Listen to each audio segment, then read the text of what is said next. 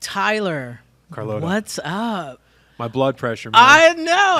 I gather. Mine too, though. I hear you.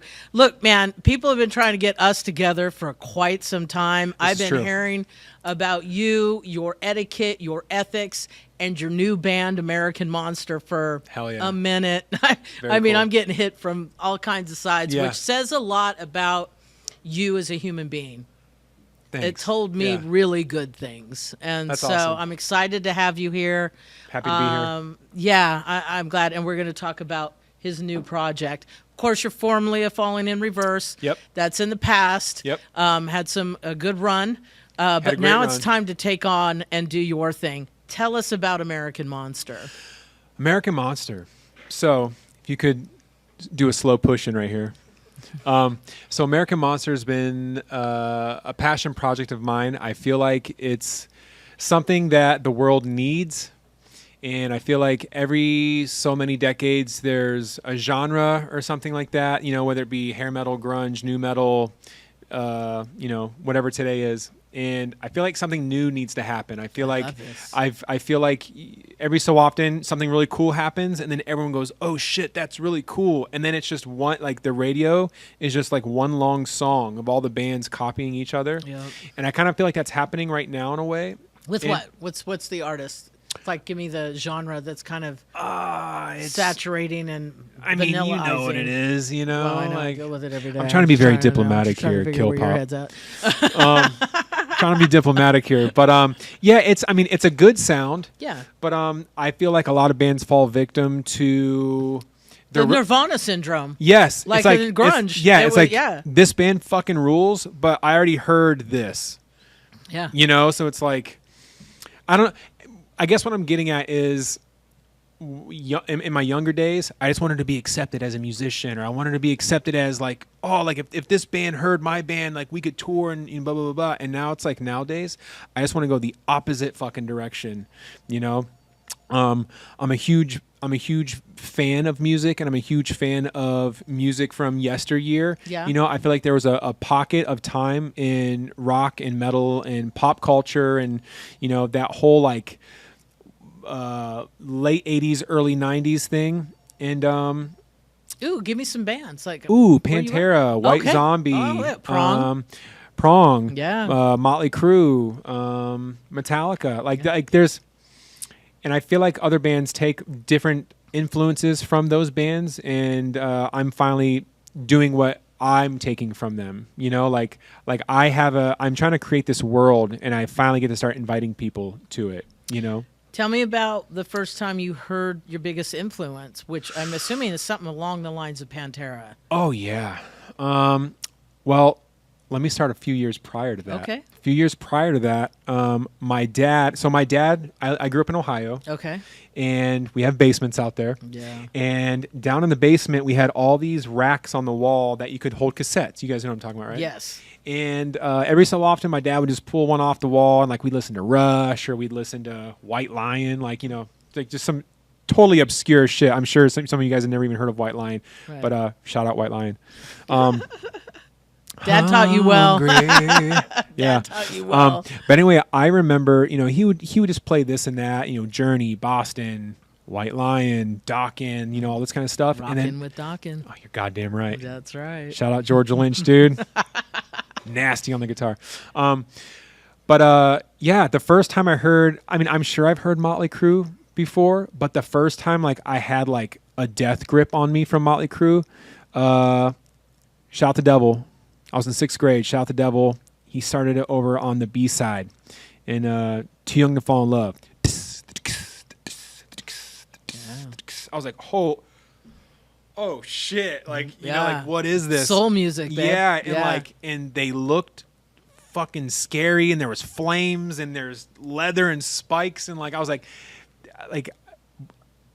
I don't know what this, like, this isn't like music, but it's not like, I think that was my introduction to like marketing. You know, I think that was when music and marketing went together. I was like, this scares me, but I'm excited and I want more of it. And so yeah, Motley Crue was the first band where I was like, holy shit, like this is what I want to do. And you know, as one does, you go on and you get into heavier or scarier, or you go the opposite direction. You're like, I want something more palatable, and you listen to, whatever. But yeah, I went to Motley Crue. ABBA? ABBA, yeah, hell yeah. Yeah, but once I got into Pantera, that was like a different territory. You know, that was just so like visceral and just like straight ass beaters, and like you just want to uppercut a table. You know, groove metal though too. I mean, there was a thing to it. There was.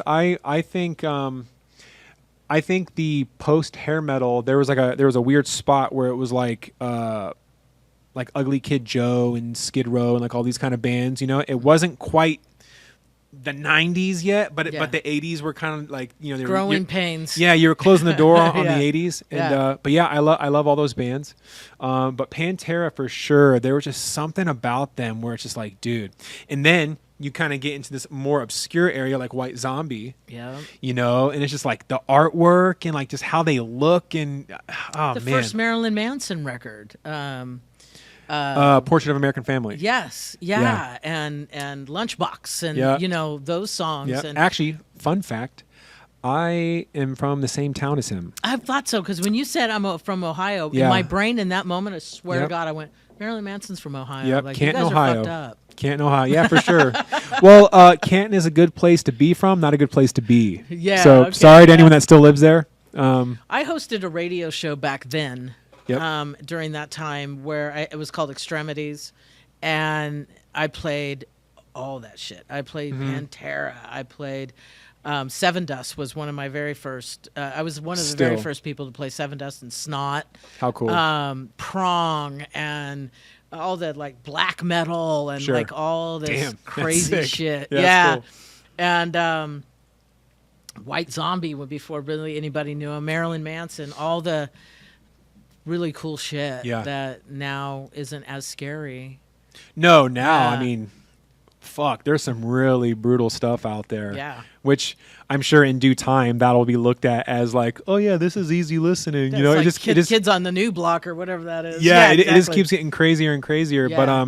But to circle back to the first question, American Monster is it's just kind of my version of what I want out of a band. I see a lot of bands who are influenced by the same things that I am, but they're not really doing what I like. It's not giving me what I want, It's like I want this. I don't know how to describe it. It's just like it's like describing like the smell of like your favorite candle. It's just like, yeah, there's these other ones, but like it's not what this is. It's like I'm trying to capture. It's nostalgia, but it's a new take on it. It's like all the songs that my favorite bands forgot to write, and all the merch designs they forgot to put out, and I'm really happy with it so far. What I'm hearing from you is that you're trying to tell everybody or make everybody hear or feel what's in your bones, right? There's something visceral inside of you that you're trying to convey. Yeah, it's definitely not a costume, Right. Yeah. I mean, and also, I've had a very good career so far of doing a very good job at playing other people's music and singing other people's songs and doing that kind of thing. But this is my first real chance at doing what is just unapologetically me. Well, I can tell you I've heard it.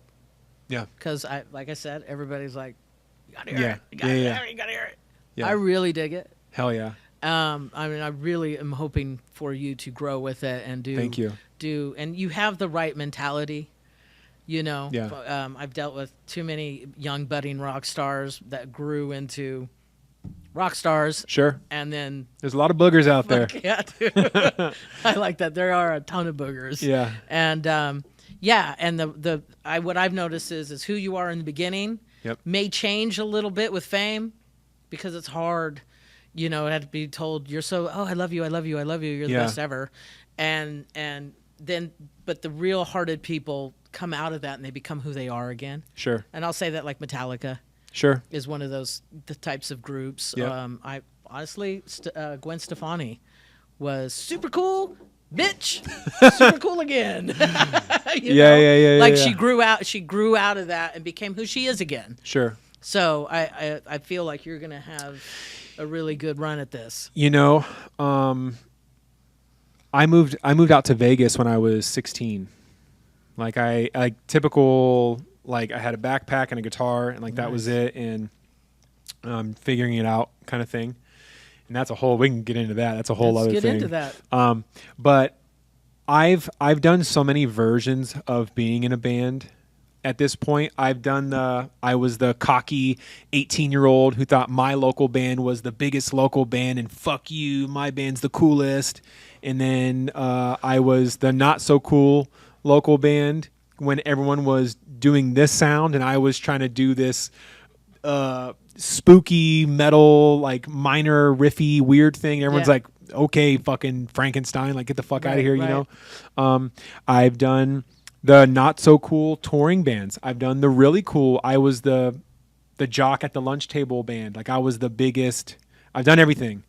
And one thing that I've learned is to just be kind and to treat, the tour manager of Metallica the same way you treat the runner or the person at catering who's sweating their ass off and they're out of mashed potatoes and they're getting yelled at, And I think that's gotten me. I don't know if it's gotten me where I am today. I would like to take a little bit of that credit, but I think how you treat people remember that. So maybe in 2 years' time, we're doing this inside T-Mobile Arena again, and we're telling a little bit more of this story. I love that because we're definitely going to have a part 2, Tyler. You're goddamn right we are. It's definitely part 2. Tell me about coming to Vegas. Oh, I gotta know this. Oh now. Man. Okay. So from Canton, Ohio, as we briefly touched on, good place to be from, not a good place to be. And I was like we talked about, 6th grade, Motley Crue, boom, like overnight.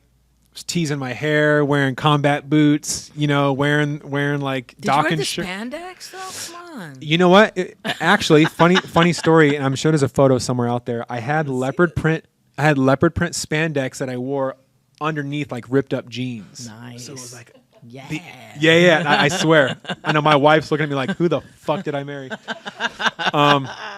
There's pictures out there somewhere, but so I had a band in Ohio and we were called Assault. I mean, that's a pretty cool first band name. There's way worse ones out there. I can see the logo. Oh, like a testament type of thing. Did I nail it? I wish I could like do this and like you could see it up there. It was literally like Testament meets fucking Megadeth meets Metallica. Okay. It was like the ends were sharp. Yeah. And it was very aesthetically symmetrical and that whole vibe. Yep. And we were a cover band. We played Breaking the Chains. We played Mr. Brownstone. We played all that kind of stuff. And we had a couple originals, and they fucking sucked. And it was cool as shit. And I was 15, and we were playing all these bars. And then, remember MySpace?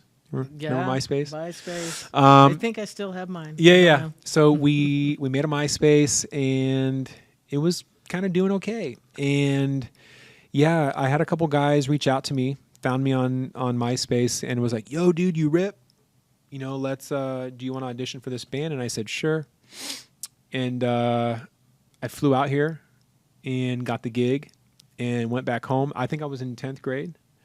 And I told my guidance counselor, I was like, I'm not going to drop out, but like, let's get this paperwork rolling for me to like finish online schooling or whatever. And that was it. That was in like February. And then by June, I saw my first palm tree. I was eating avocados for the first time.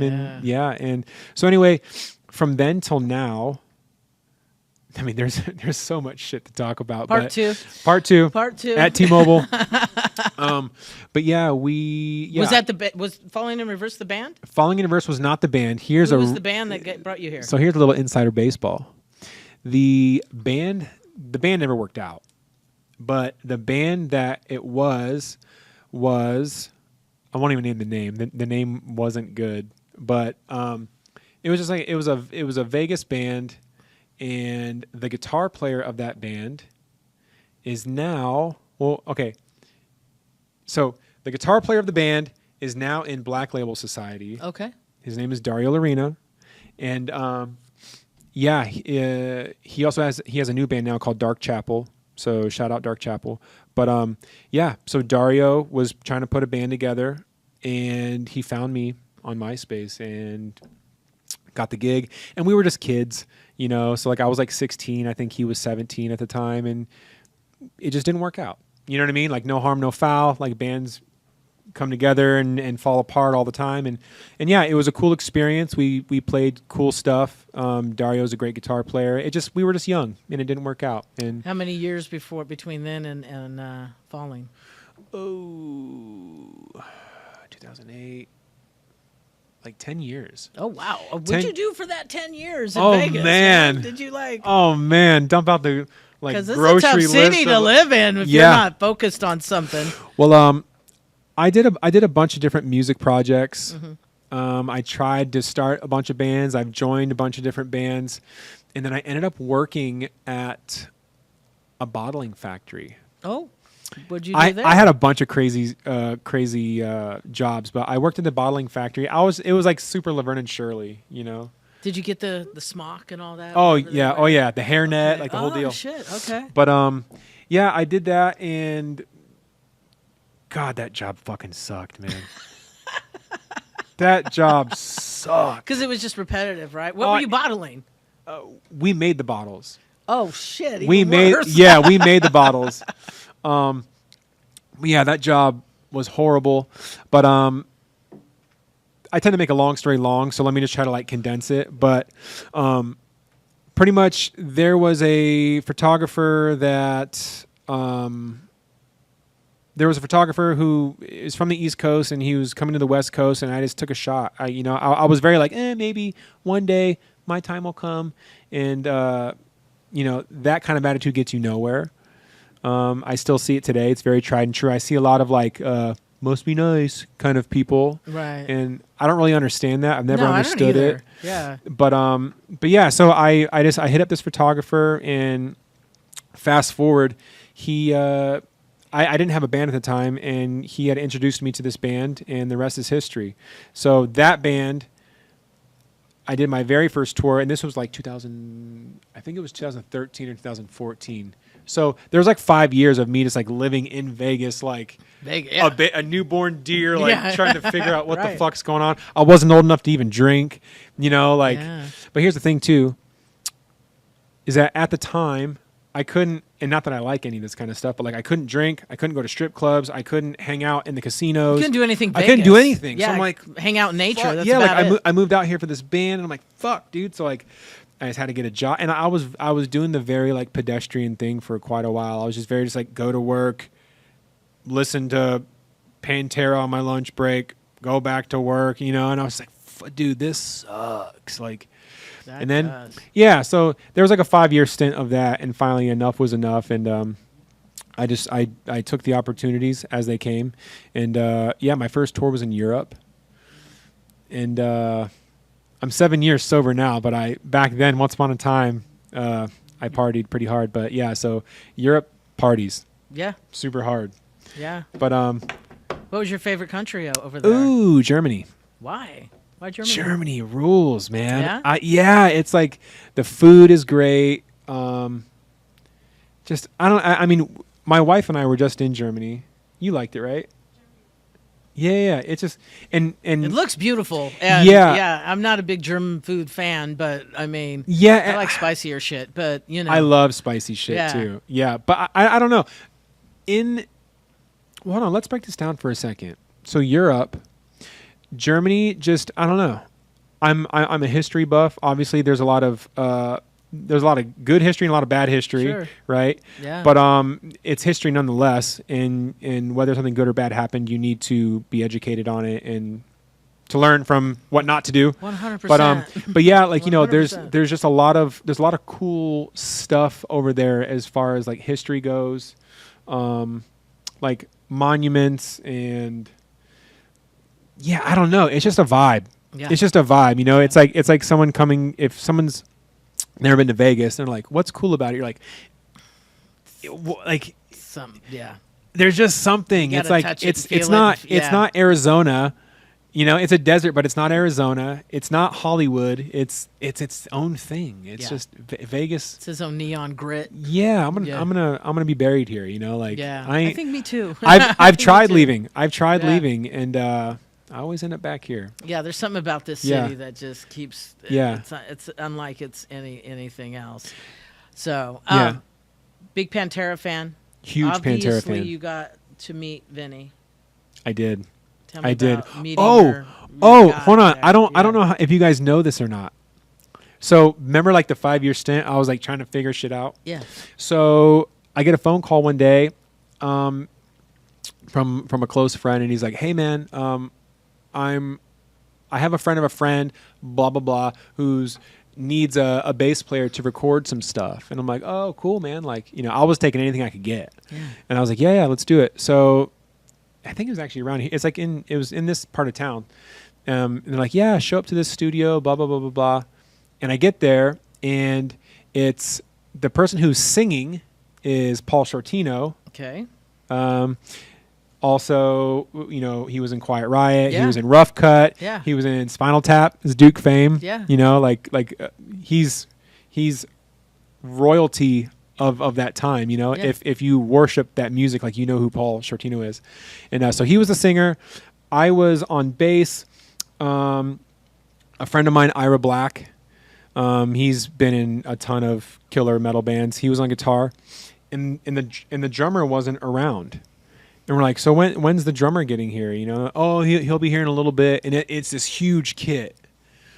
And I was like, "Damn, dude! Like, this is like some like hair metal, like, yeah, like a big some kit." shit. Yeah, and I was like, "Dang, who's playing drums?" And let me add, what we were doing was we were recording Carrot Top's new theme song for his show at the Luxor. Okay. So it was Scott. He's cool. Yeah. So it was supposed to be this, like, you know, the Frank Sinatra song "Sending the Clowns." Yeah. So it was "Sending the Clowns," but it's all like wow, digga down, digga down, digga down, digga down. Like, it was like a super like metal version of it.